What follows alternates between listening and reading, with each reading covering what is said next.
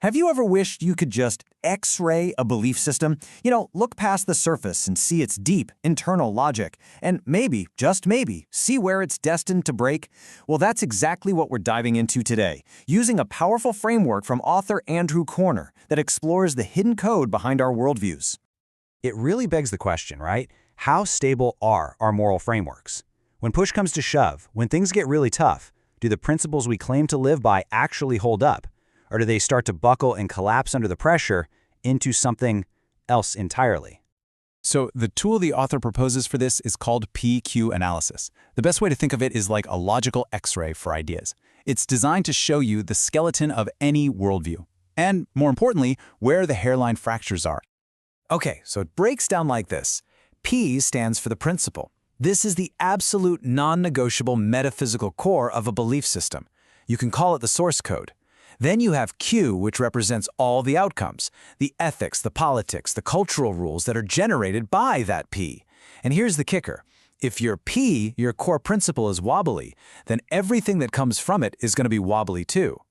Now, according to the author, not all principles are created equal. A stable P has to be universal, personal, and transcendent.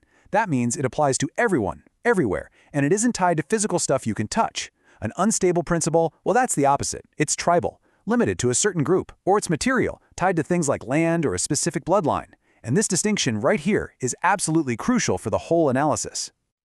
All right, so much for theory. Let's actually put this tool to work.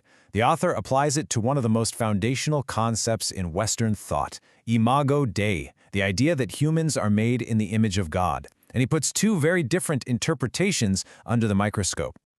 On one hand, you've got what he calls an Old Testament-centric view. Here, the divine image is really tied to tangible things, a specific covenant, a set of laws, a particular tribe, and its lineage. But then you have the New Testament-centric view, which flips the script. The divine image becomes this universal, non-material template that applies to all of humanity. So right off the bat, you can see we're dealing with two fundamentally different core principles. And, as you'd expect, a different P gives you a totally different Q. The author argues that if your P is tribal and material, it logically leads to a world where your morality is based on who's in your tribe. Holiness isn't something inside you, it's tied to a place, like a temple, or your family tree. And the collective, the group, always comes before the individual. Now let's look at the flip side, the NT-centric principle. It generates a radically different set of outcomes. Dignity isn't for a select few, it's universal, for every single person, no exceptions. And the focus completely shifts. It's not about following external rules anymore, it's about what's changing on the inside. The ethics become explicitly anti-tribal. So when you put these two side by side, the author's verdict is pretty stark. The OT-centric view, because it's so tangled up with material and tribal markers, is really vulnerable. It can easily collapse into things like ethno-nationalism. The NT-centric view, on the other hand, is built differently. Because its core principle is non-material and universal, it's structurally resistant to that kind of collapse. Okay, but you might be thinking, this is all just a deep dive into theology, right? Well, not so fast. The author takes this exact same PQ framework and applies it across the board, creating this fascinating worldview scorecard to see how other big systems hold up under the same kind of logical stress test. And the results are, well, they're pretty interesting. Take evolutionary materialism. The author says, yeah, it's coherent as a principle, but when it comes to protecting rights, not so much. Survival of the fittest just doesn't give you a strong foundation for why every single person has dignity. Then there's secular liberalism. He points out that while its goals are fantastic, he argues its core principle is kind of borrowed from other traditions, which makes it a bit thin and maybe less stable on its own when things get really tough. So look, this might all feel like a pretty abstract philosophical exercise.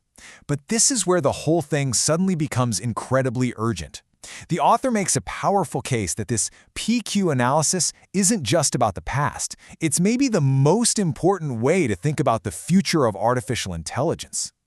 And this quote from the analysis just hits you right between the eyes. In machine learning, a loss function is the core directive, the ultimate goal an AI is trying to achieve. And the author's point is profound.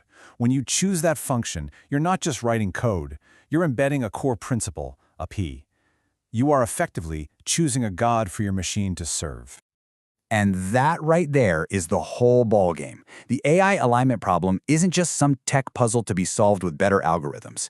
It is fundamentally a philosophical crisis. We are being forced, right now, to pick a moral operating system, a P and a Q, to hardwire into the most powerful technology humanity has ever built.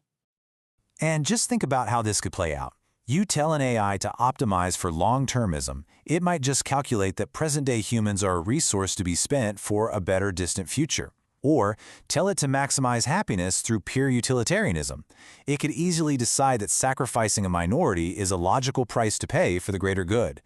Each one of these becomes a potentially terrifying directive for an AI. And this brings everything right back to where we started. The author's final, crucial point is this.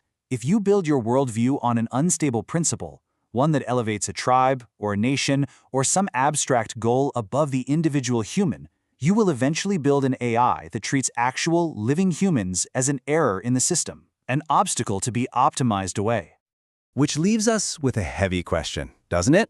As we build these incredible new minds, we're making a choice. We can't avoid it. The code is literally being written as we speak. So the question is, what ultimate principle, what non-negotiable P are we embedding into the logic that is going to define our future?